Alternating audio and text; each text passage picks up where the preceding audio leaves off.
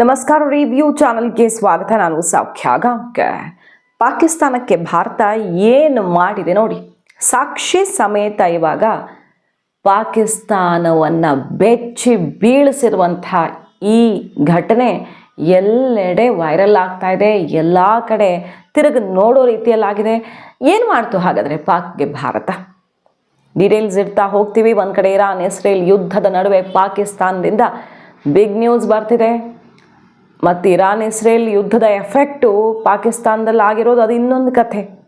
One by one ನೋಡ್ತಾ ಹೋಗೋಣ. Miss ಮಾಡದೆ ನಮ್ಮ ಚಾನಲ್ನ ಸಬ್ಸ್ಕ್ರೈಬ್ ಮಾಡಿ ನಿಮ್ಮ ಅಭಿಪ್ರಾಯ ಕಮೆಂಟ್ ಮಾಡ್ತಾರೆ. ಎಸ್ ವೀಕ್ಷಕರೇ, ಸಾಕ್ಷಿ ಸಮೇತ ಹೊರಬಿದ್ದಿರುವಂಥ ವಿಚಾರ ಇದು.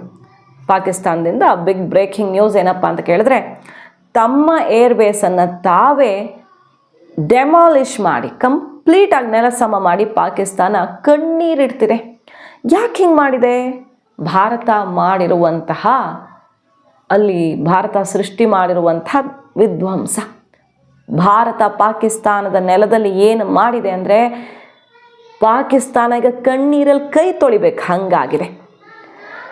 ಇಂಡಿಯನ್ ಏರ್ಫೋರ್ಸ್ನ ದಾಳಿಗೆ ಪಾಕಿಸ್ತಾನದ ಮುರಿದ್ ಏರ್ಬೇಸು ಹೆಂಗಾಗಿದೆ ಅಂದರೆ, ರಿಪೇರಿ ಮಾಡೋದಕ್ಕೆ ಕಳೆದ 6-7 ತಿಂಗಳಿಂದ ಇನ್ನಿಲ್ಲದ ಪ್ರಯತ್ನ, ಅಮೆರಿಕ ಸಹಾಯ, ಆ ದೇಶದ ಸಹಾಯ, ಈ ದೇಶದ ಸಹಾಯ ಎಲ್ಲ ತಗೊಂಡು ಪಾಕಿಸ್ತಾನ ಮುರಿದ ಮೇಲೆ ಭಾರತ 2 ಗಂಟೆಯಿಂದ 5 ಗಂಟೆ ಅರ್ಲಿ ಮಾರ್ನಿಂಗ್ ಮಾಡಿದಂಥ ದಾಳಿ ಇದೆಯಲ್ಲ, ಮೇ 10, 2025 ಆಪರೇಷನ್ ಸಿಂಧೂರದ ಭಾಗ, ಮುರಿದ್ ಏರ್ಬೇಸ್ ಮತ್ತು ಪಾಕಿಸ್ತಾನದ ಟೆರರಿಸ್ಟ್ಗಳ ಹುಟ್ಟಡಗಿಸ್ತು ಭಾರತ. 150 ಟೆರರಿಸ್ಟ್ಗಳು ಫಿನಿಶ್ ಆದರು. 100ಕ್ಕೂ ಹೆಚ್ಚು ಪಾಕಿಸ್ತಾನದ ಸೈನಿಕರು ಫಿನಿಶ್ ಆಗಿರೋದನ್ನು ಪಾಕ್ ಮಾಧ್ಯಮವೇ ರಿಪೋರ್ಟ್ ಮಾಡಿದೆ. ಅದೆಲ್ಲ ನೋಡಿದ್ವಲ್ಲ.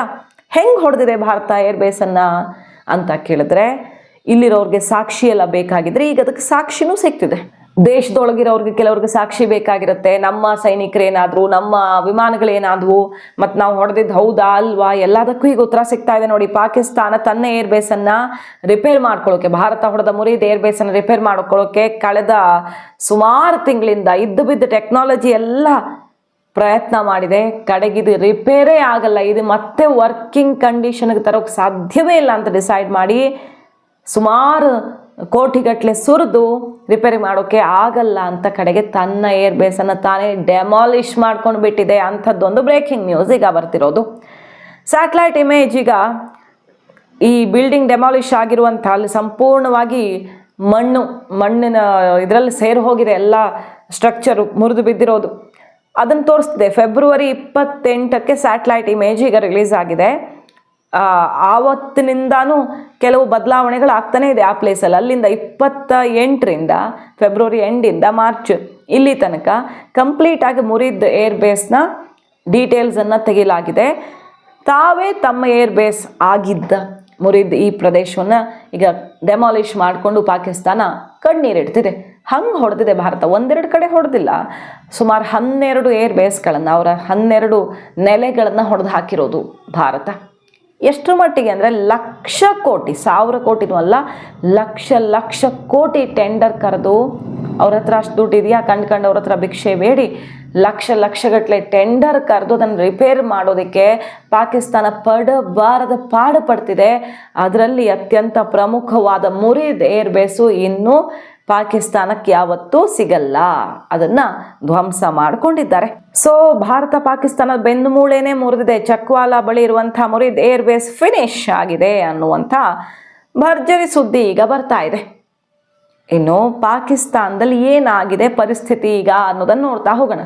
ಪಾಕಿಸ್ತಾನಕ್ಕೆ ಒಂದು ಕಡೆ ಅಫ್ಘಾನ್ ಹೊಡಿತಿದೆ, ಅವರ ಮಿಲಿಟ್ರಿ ಫೋರ್ಟ್ ಆ ಒಂದು ಸ್ಟ್ರಕ್ಚರನ್ನೇ ಹೊಡೆದು ಹಾಕಿದೆ. ಅಫ್ಘಾನಿಸ್ತಾನ, ಬಲೂಚಿಸ್ತಾನ ಹೊಡಿತಿದೆ.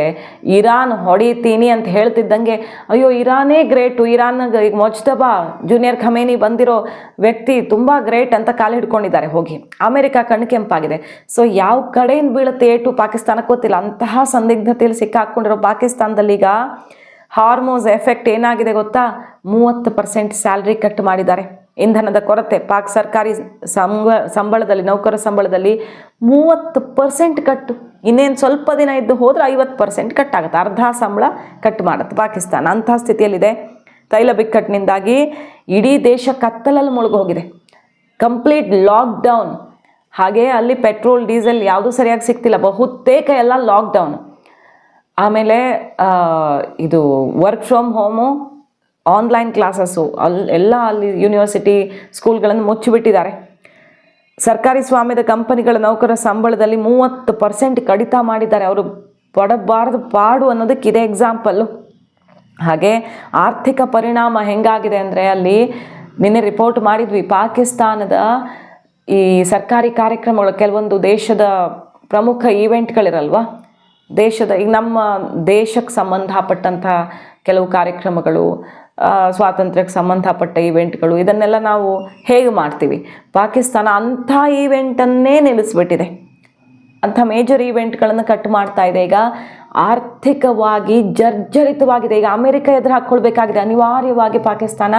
ಇರಾನ್ ಇಲ್ಲಾಂದರೆ ಬಾರ್ಡರ್ ಶೇರ್ ಮಾಡಿರೋ ದೇಶ ಅಲ್ವಾ, ದೊಡ್ಡ ಬಾರ್ಡರ್ ಶೇರ್ ಮಾಡುತ್ತೆ ಇರಾನು ಹೆಂಗೆ ಸಿಡಿದಿದೆ ಅಂದರೆ, ಪಾಕಿಸ್ತಾನ ತನ್ನ ನೆಲೆಯನ್ನು ಅಮೆರಿಕ ಅಟ್ಯಾಕ್ ಮಾಡೋಕ್ಕೆ ಕೊಟ್ಟಿದೆ ಅನ್ನೋದಕ್ಕೆ ಎನಿ ಟೈಮ್ ಪಾಕ್ ಮೇಲೆ ದಾಳಿ ಆಗಬಹುದು ಅಂತ ಗೊತ್ತಾಗ್ತಿದ್ದಂಗೆ ಇರಾನ್ ಕೈಕಾಲು ಹಿಡ್ಕೊಂಡಿದೆ. ಇದರಿಂದ ಅಮೆರಿಕ ಸಿಡಿದಿದೆ. ಅಮೆರಿಕ ಸಿಡಿದ್ರೆ ಪಾಕಿಸ್ತಾನಕ್ಕೆ ಸಾಲನೂ ಸಿಗಲ್ಲ, ಎಂಥದ್ದು ಇಲ್ಲ, ಬರೀ ಶೂಲ ಅಷ್ಟೇ. ಇದಾಗ್ತಾ ಇದ್ದ ಹಾಗೆ ಮತ್ತಷ್ಟು ಸಂಕಷ್ಟದಲ್ಲಿ, ಆರ್ಥಿಕ ಸಂಕಷ್ಟ, ಇಂಧನ ಸಂಕಷ್ಟದಲ್ಲಿ ಸಿಕ್ಕಾಕ್ಕೊಂಡು ಪಾಕಿಸ್ತಾನ ಕಂಪ್ಲೀಟಾಗಿ ಕೊಲ್ಯಾಪ್ಸ್ ಆಗ್ತಾ ಇದೆ. ಸರ್ಕಾರಿ ನೌಕರರ ರೀತಿ ಸರ್ಕಾರಿ ಸ್ವಾಮ್ಯದ ಉದ್ಯಮಗಳು, ಸ್ವಾಯತ್ತ ಸಂಸ್ಥೆಗಳ ನೌಕರರ ಸಂಬಳ ಕಡಿತ ಮಾಡೋದಕ್ಕೂ ಕೂಡ ಈಗ ನಿರ್ಧಾರ ಆಗಿದೆ. ಬರೀ ಸರ್ಕಾರಿ ಅಲ್ಲ, ಬಹುಪಾಲಲ್ಲಿರುವಂಥ ಎಲ್ಲ ಕಂಪನಿಗಳು ಸಂಬಳ ಕಟ್ ಮಾಡಿರೋದು. ಮುಂದಿನ 2 ತಿಂಗಳು 40% ಅಷ್ಟೇ ಸರ್ಕಾರಿ ವಾಹನಗಳು ರಸ್ತೆಗಿಳಿತವೆ. ಅವುಗಳಿಗೆ ಕೊಡಲಾಗುವ ಇಂಧನದಲ್ಲೇ 50% ಇಳಿಸ್ತಾರೆ. ಅದರಲ್ಲಿ ಅರ್ಧಕ್ಕರ್ಧ ಭತ್ಯೆ ಇಲ್ಲ. ಹಾಗೆ ವಾರಕ್ಕೆ ಇಷ್ಟು ದಿನ ಅಂತ ಕೆಲಸನೂ ನಿಗದಿ ಮಾಡಿದ್ದಾರೆ. 15 ದಿನ ಶಾಲಾ ಕಾಲೇಜುಗಳನ್ನು ಬಂದೇ ಮಾಡಿಬಿಟ್ಟಿದ್ದಾರೆ. ಇನ್ನು ಮುಂದೆ 2 ವಾರ ಓಪನ್ನೇ ಆಗಲ್ಲ ಪಾಕಿಸ್ತಾನದಲ್ಲಿ ಏನೂ ಕೂಡ. ಈಗ ಬಾಂಗ್ಲಾದೇಶ, ನೇಪಾಳ, ಶ್ರೀಲಂಕಾ, ಮಾಲ್ಡೀವ್ಸ್ ಎಲ್ಲ ಭಾರತದ ಮೊರೆ ಬಂದಿರೋದು, ನಮಗೆ ಸಹಾಯ ಮಾಡಿ ಅಂತ. ಭಾರತನೂ ಕೇಳೋಕ್ಕಾಗಲ್ಲ. ಅಮೇರಿಕಾ ತಿರುಗಿ ನೋಡ್ತಿಲ್ಲ ಪಾಕ್ನ ಕಡೆಗೆ. ಚೀನಾದ್ದೇ ಹೆಚ್ಚಾಗಿದೆ. ಈಗ ಅವರು ಇರಾನ್ ಬೆನ್ನಿಗೆ ನಿಂತು ಬ್ಯುಸಿ ಆಗಿದ್ದಾರೆ. ಎಂಥ ಪರಿಸ್ಥಿತಿ ಹೆಂಗಾಗಿದೆ ಪಾಕ್ನ ಪರಿಸ್ಥಿತಿ ಅಂದರೆ, ಭಿಕ್ಷಾ ಪಾತ್ರೆಗೂ ಕೂಡ ಹೋಲು ಬಿದ್ದು ಅದರಲ್ಲೂ ರಂಧ್ರ ಆಗಿ ಈಗ ಏನೂ ನಿಲ್ಲದೆ ಕಂಪ್ಲೀಟಾಗಿ ನೆಲಸಮ ಆಗ್ತಿದೆ ಆ ದೇಶ. ಅಂತಹ ದುಸ್ಥಿತಿಗೆ ತಲುಪಿದ ಪಾಕಿಸ್ತಾನ. ಪಾಕ್ನಿಂದ ಪಾಕಿಸ್ತಾನದವರೇ ಆಡ್ತಿರೋ ಮಾತುಗಳು, ಅವರ ಸ್ಥಿತಿ ಏನಾಗಿದೆ, ಪೆಟ್ರೋಲ್ಗೆ ತಿನ್ನೋ ಅನ್ನ ಇಲ್ಲ. ಅಲ್ಲಿ ಇಫ್ತಾರ್ ಕೂಟ ಎಲ್ಲ ಬಂದ್ ಮಾಡಿದ್ದಾರೆ. ಇಫ್ತಾರ್ ಕೂಟಗಳೇ ಕ್ಲೋಸ್. ತಿನ್ನೋಕೆ ಅನ್ನ ಇಲ್ಲದೆ ಬಹಳಷ್ಟು ಮನೆಗಳು, ಕುಟುಂಬನೇ ಸಾಗರೋಪಾದಿಯಲ್ಲಿ ಜನ ನಡ್ಕೊಂಡು ಎಲ್ಲಿ ಹಿಂಗೆ ಉಚಿತವಾಗಿ ಅನ್ನ ಹಂಚ್ತಾ ಇದ್ದಾರೆ. ಅಲ್ಲಿ ಕೆಲವು ಕಡೆ ಎಲ್ಲ ತಿನ್ನೋಕೆ ಅನ್ನ ಇಲ್ಲದೆ ಅಲ್ಲಿ ಹೋಗಿ ಊಟ ಮಾಡ್ಕೊಂಡು ಬರ್ತಿದ್ದಾರೆ ದಿನಾನು. ಬೇಯಿಸೋಕ್ಕೆ, ಓಡಾಡೋಕ್ಕೆ, ಮಾಡೋಕ್ಕೆ ಯಾವುದಕ್ಕೆ ಕೆಲಸ ಕಾರ್ಯ ದುಡ್ಡು ಯಾವುದೂ ಇಲ್ಲದೆ ಎಲ್ಲಿ ಚಾರಿಟಿ ಡಿಸ್ಟ್ರಿಬ್ಯೂಷನ್ ಆಗ್ತಿದೆಯಲ್ಲ ಅನ್ನ, ಅಲ್ಲಿಗೆ ಹೋಗಿ ಊಟ ಮಾಡ್ಕೊಂಡು ಬರಬೇಕಾದ ಸಂಕಷ್ಟದಲ್ಲಿ ಪಾಕಿಸ್ತಾನ ಸಿಕ್ಕಾಕ್ಕೊಂಡಿದೆ. ಅದಕ್ಕೇ ಪಾಕಿಸ್ತಾನದ ಈ ಪರಿಸ್ಥಿತಿಯ ಬಗ್ಗೆ ಇಂಡಿಯಾದ ಎಕ್ಸ್ಪರ್ಟ್ಸ್ ಎಲ್ಲ ಹೇಳ್ತಿರೋದು, ಪಾಕಿಸ್ತಾನವನ್ನು ಭೂಪಟದಿಂದ ಅಳಿಸೇ ಹಾಕಬೇಕು ಅಂದರೆ ನೋಡಿ, ಇದು ರೈಟ್ ಟೈಮ್ ಭಾರತ ಹೊಡೆಯೋದಕ್ಕೆ ಅಂತ. ಆದರೆ ಭಾರತ ಯಾವತ್ತೂ ಯುದ್ಧದಾಹಿ ಅಲ್ಲ, ತಾನಾಗಿ ಯಾರ ಮೇಲೂ ದಾಳಿ ಮಾಡಲ್ಲ, ಅವ್ರು ಮಾಡಿದ್ರೆ ಬಿಡಲ್ಲ. ಅದಕ್ಕೆ ಎಕ್ಸಾಂಪಲ್ ಇವತ್ತು ಮುರೀದ್ನಲ್ಲಿ ಏನಾಗಿದೆ ಅನ್ನೋದು. ಮಾಹಿತಿ ಇಷ್ಟ ಆಗಿದ್ರೆ ಮಿಸ್ ಮಾಡಿದ್ರೆ ನಮ್ಮ ಚಾನಲ್ನ ಸಬ್ಸ್ಕ್ರೈಬ್ ಮಾಡಿ, ನಿಮ್ಮ ಅಭಿಪ್ರಾಯ ಕಮೆಂಟ್ ಮಾಡಿ ತಿಳಿಸಿ. Thank you.